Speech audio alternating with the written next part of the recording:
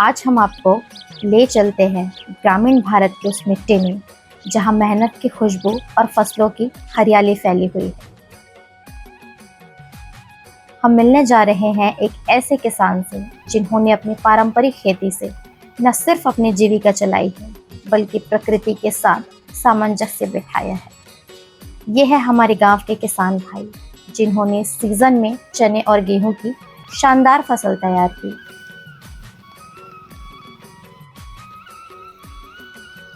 आइए देखते हैं उनकी मेहनत की पूरी कहानी, खेत की जुताई से लेकर फसल की कटाई तक। सबसे पहले बात करते हैं खेत की तैयारी की।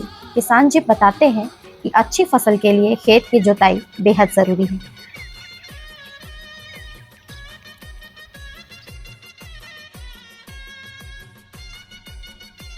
आज की तारीख में लोगों ने, बहुत सारे किसानों ने चना की खेती करना छोड़ दिया। उसका मुख्य कारण है इसके जो खरपतवार है, ये इसका नियंत्रण किसी के पास नहीं है।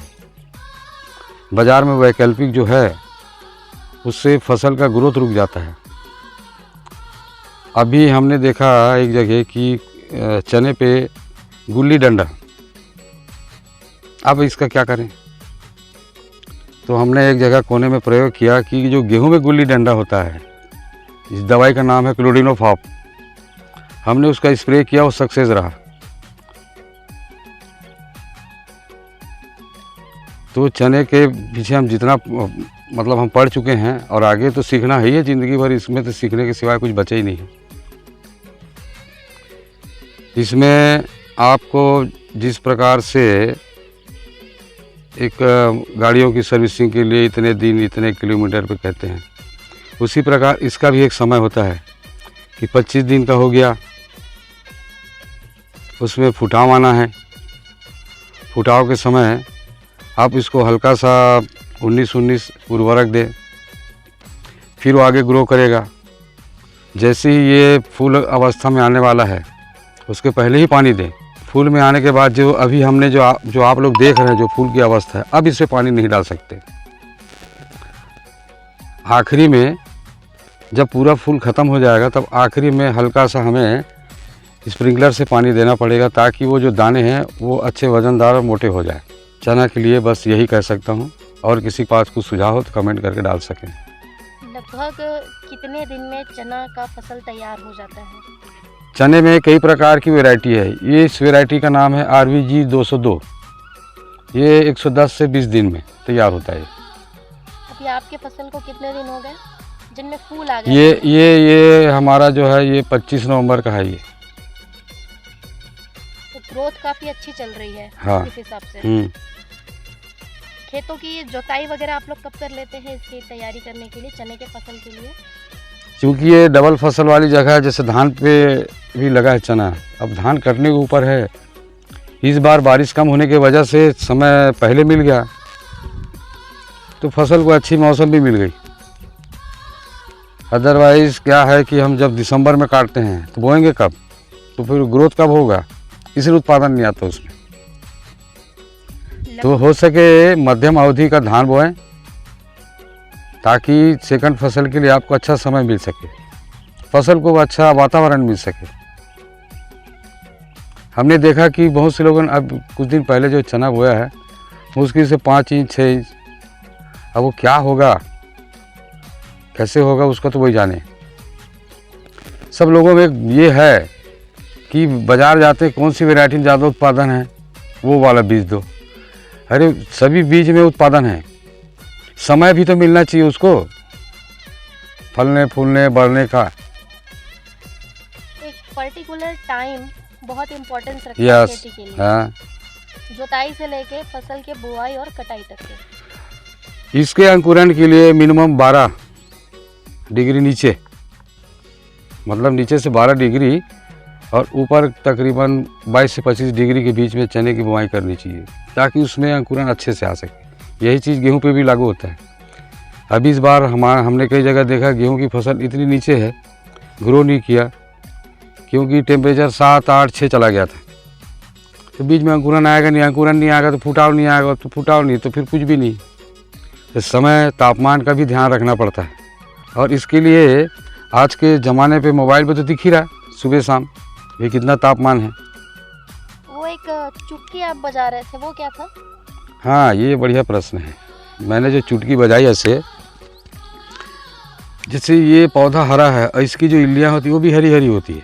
वो दिखता तो है ही नहीं एक नज़र में, अचानक से दिखा तो अलग बात है। लेकिन अगर आप खेत गए हो तो चुटकी बजाने से क्या है, उसको एक हलचल होता है उसमें, वो उसको हिलने लगता है, उसमें कंपन आती है, तो हमें तुरंत पता चल जाता है कि इल्ली यहाँ पर है। खेत में जाए, चुटकी जरूर बजा के देखें। आप सरसरी नज़रों से नहीं देख सकते उसको, वो तो जब चढ़ जाता है, फली पे छेदा कर लेता है, तब लोगों को पता चलता है भैया इसमें कीड़ा लग गया है। चूँकि तब काफ़ी नुकसान हो चुका होता है।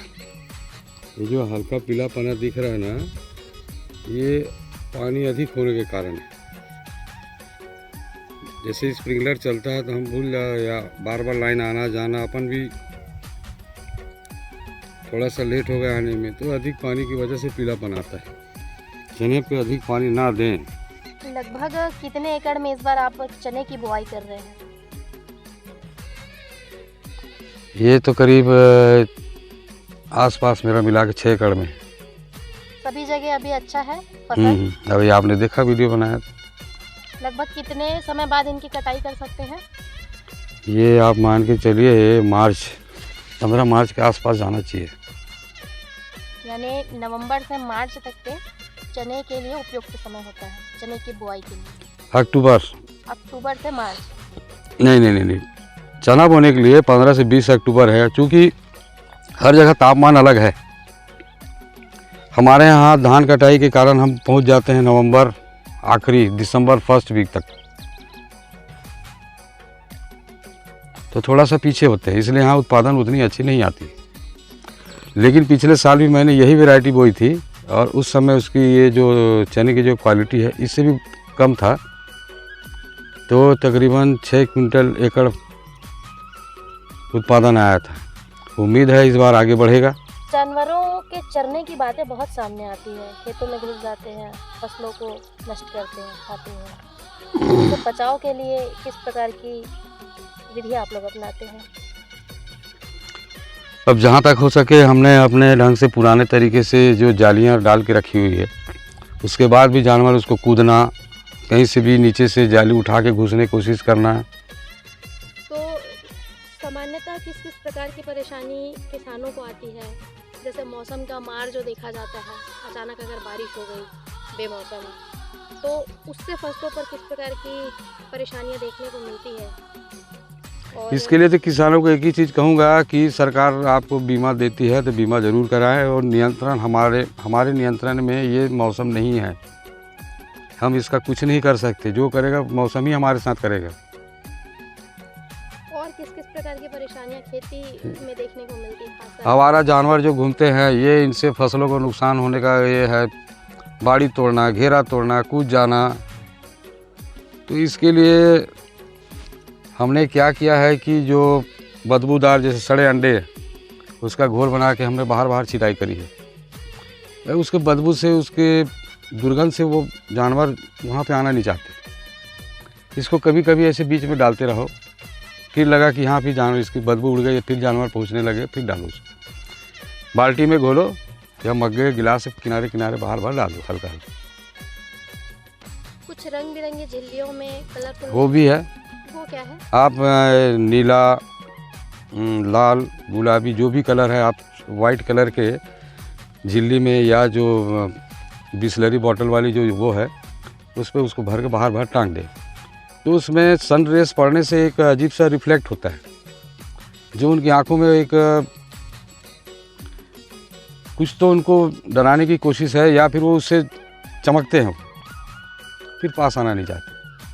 गांव में और आसपास काफ़ी चर्चा है कि इस बार आपकी जो फसलें हैं उसकी गुणवत्ता काफ़ी अच्छी दिखाई दे रही है और फसल बहुत अच्छे से ग्रो कर रहा है। इसके लिए हमेशा बीज ही जवाबदार नहीं है, किसान खुद जवाबदार है। देखिए, चने का जो जड़ है वो खड़ी जड़, मतलब सीधा नीचे की ओर जाता है, तो इसके लिए गहरी जोताई बहुत ज़रूरी है, ताकि वो बड़े आसानी से नीचे, जितना नीचे जाएगा जड़ें मजबूत होगी तो शाखाएँ उतनी ज़्यादा बाहर आएंगी। ये एकदम बेगारी टाइप का, ऐसे जोताई करना, छीट के पानी दे के चला जाना, ये सब कोई मतलब नहीं है। ये लोगों का समय पास करने का तरीका है। आप लगाओगे नहीं तो मिलेगा कहाँ से? प्रकृति की तब भगवान जाने, हमें अपना काम करना है। जिस प्रकार एक बच्चे का देख रेख किया जाता है बचपन से, किसको इतने दिन में पोलियो पिलाना है, फिर 1.5 महीने में वो टीका लगाना है, फिर उसको 3 महीने में फिर टीका लगाना है, बस उसी प्रकार इसका भी है, वैसे ही देख रेख करना होता है। पहले एक ज़माने में कहावत थी, बो दे भैया गेहूँ निकल ले कहूँ, वो गया ख़त्म। वैसे नहीं चलता। अगर वैसे हो जाता तो सब लोग ऐसे ही बो के निकल जाते अपने अपने घूमने। गेहूं के बारे में आपने बात की, गेहूं की क्या स्थिति है अभी वर्तमान में आपके यहाँ? ये जो अभी आपने यहाँ देखा है, ये करीब, हाँ, ये भी बुआई उसी समय का है और इसमें पानी पड़ा है तकरीबन दिसंबर के आसपास, नवंबर लास्ट वीक में ये तब का है। और हमारे पास और भी एक जगह गेहूं निकला है, वो करीब 13 नवंबर का है।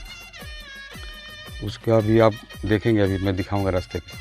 चने के बारे में तो हमने बातचीत किया कि किस प्रकार से अक्टूबर से मार्च तक का माह बहुत उपयुक्त होता है इसके खेती के लिए। वैसे गेहूं की क्या समय अवधि होती है?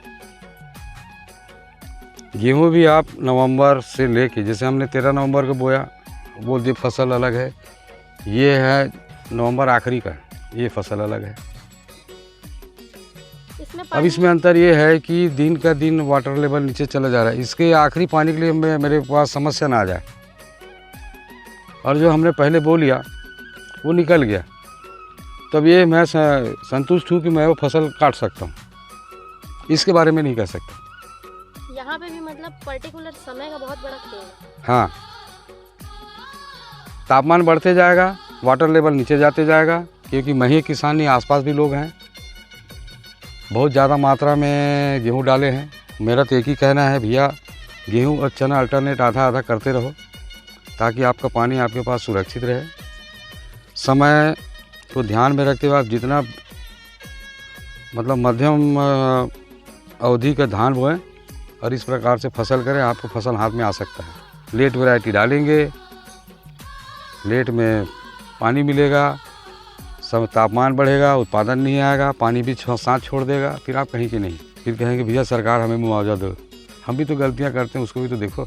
अभी हमने देखा है कि 1-2 जगह पेपर में भी पढ़ा है कि लोग नदी से पानी चोरी कर रहे हैं धान बोने के लिए। अरे भाई, जब तुम्हारा खुद का साधन नहीं है तो क्यों ऐसे करना है? बिजली सरकार दे रही है, वो भी तो अवैध रूप से चला रहे हैं। और एक किसान के नाम से सारे लोग बेईमान चोर कहलाते हैं। कुछ किसान की वजह से आज हमें टोकन को ऐसे छाती पे रख के चोर जैसे हमारे साथ व्यवहार लगता है। कितनी बेइज्जती होती है हमारी। हम किसान चोर, यही कराने के लिए कुछ लोग ये सब हरकतें करते हैं, जिससे पूरे किसान का नाम बदनाम होता है।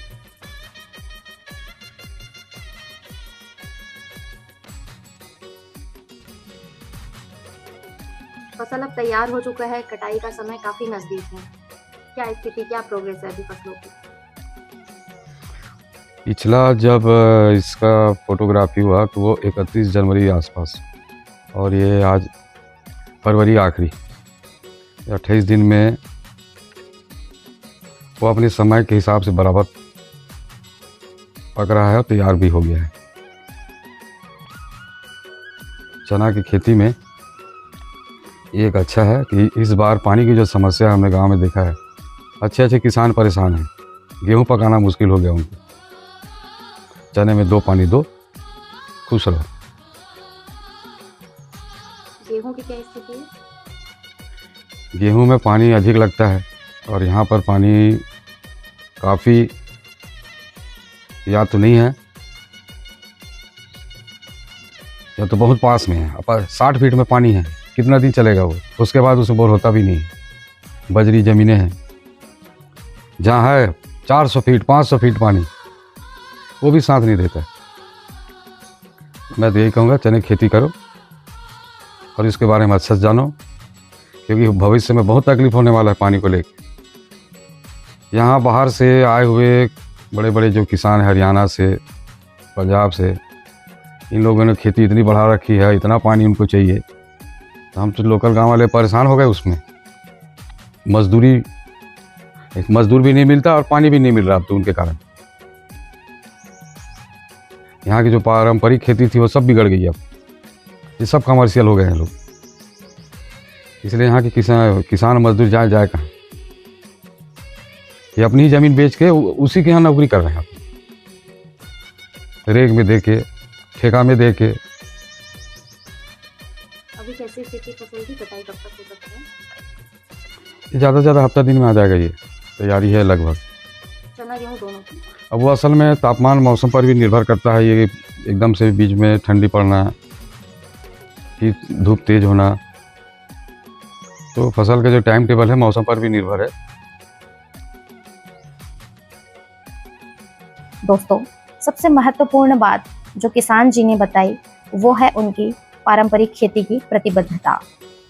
आजकल जहां ज़्यादातर किसान मिश्रित खेती कर रहे हैं, सब्जियां, दालें और अन्य फसलों को साथ बोकर जोखिम कम करने की कोशिश में हैं, वहीं किसान जी आज भी धान, चना और गेहूं पर ही टिके हुए हैं।